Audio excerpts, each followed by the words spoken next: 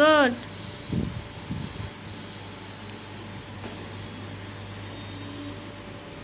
এইভাবে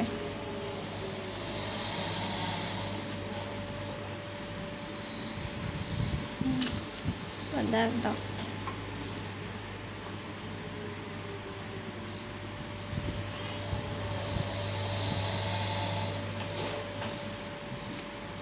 এটা মিশিয়ে দাও, এটা এটা এখান থেকে মিশিয়ে দাও, এইখান থেকে